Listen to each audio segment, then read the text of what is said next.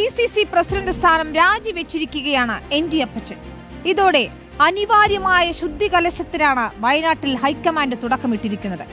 ജില്ലയിൽ സംഘടനാ പ്രശ്നങ്ങൾ നീറിപ്പുകഞ്ഞപ്പോഴും ഇടപെടൽ നടത്താൻ കഴിയാതെ പോയതാണ് ND അപ്പച്ചന് വിനയായത്.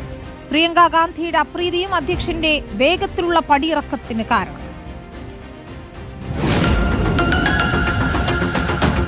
വയനാട് കോൺഗ്രസിലെ മുതിർന്ന നേതാവ് ND അപ്പച്ചൻ ജില്ലാ കോൺഗ്രസിനെ നയിച്ചത് ആദ്യമായല്ല. മുന്നനുഭവങ്ങൾ കരുത്താക്കിയുള്ള രണ്ടാം വരവിൽ പക്ഷേ പാളി. രാഹുൽ ഗാന്ധിയും പ്രിയങ്കയുമെല്ലാം നിറഞ്ഞുനിന്ന വയനാട്ടിൽ അധ്യക്ഷസ്ഥാനത്ത് അപ്പച്ചന് തിളങ്ങാൻ കഴിഞ്ഞില്ല.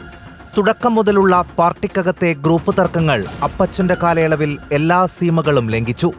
ബത്തേരി നിയമന കോഴ വിവാദത്തിന് പിന്നാലെ വയനാട് മുൻ DCC ട്രഷറർ NM വിജയന്റെ ആത്മഹത്യയും മുള്ളൻകൊല്ലിയിലെ പഞ്ചായത്തംഗം ജോസ് നെല്ലേടത്തിന്റെ ആത്മഹത്യയും പാർട്ടിയെ പ്രതിരോധത്തിലാക്കി.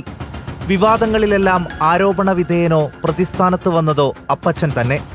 സംഘടനയ്ക്കകത്തെ പ്രശ്നപരിഹാരം സമവായത്തിലൂടെ സാധ്യമാക്കാൻ കഴിയാതെ പോയ അപ്പച്ചന് പുൽപ്പള്ളിയിലെ സംഘടനാ തർക്കങ്ങൾക്കൊടുവിൽ മർദ്ദനമേൽക്കേണ്ടിയും വന്നു. തുടരെയുള്ള വിവാദങ്ങൾ കോൺഗ്രസിന്റെ അഭിമാന മണ്ണിൽ നേതൃത്വത്തെ വെട്ടിലാക്കി. ചൂരൽമല മുണ്ടക്കൈ പുനരധിവാസത്തിലുൾപ്പെടെ പാർട്ടി നിലപാട് ഉയർത്തിപ്പിടിക്കാൻ കഴിയാതെ പോയതും നേതൃത്വത്തിന്റെ അവമതിപ്പിന് കാരണമായി. ഇതിനിടെ IC ബാലകൃഷ്ണൻ പക്ഷം ശക്തമായി അപ്പച്ചനെതിരെ നിലപാടെടുത്തു. പിന്നാലെ പ്രസിഡന്റിനെ മാറ്റണമെന്ന് പ്രിയങ്ക ഗാന്ധി കൂടെ KPCC നേതൃത്വത്തിനോട് നിലപാട് കടുപ്പിച്ചു. കേന്ദ്ര നേതൃത്വം വയനാട്ടിലെത്തുന്ന ഷെഡ്യൂൾ പോലും DCC അറിയിക്കാതെ അതൃപ്തി പരസ്യമാക്കി പ്രിയങ്ക.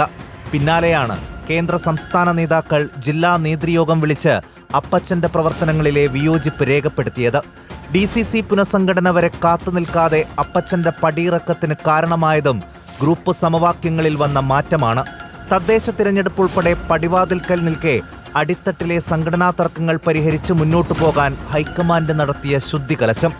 കോൺഗ്രസ് ടിക്കറ്റിൽ MLA പദവി നൽകിയ വയനാട് കോൺഗ്രസിനെ ദീർഘകാലം നയിക്കാൻ അപ്പച്ചന് ടിക്കറ്റ് നൽകിയ പാർട്ടി തന്നെ ഒടുവിൽ റിട്ടയർമെന്റും പ്രഖ്യാപിച്ചു.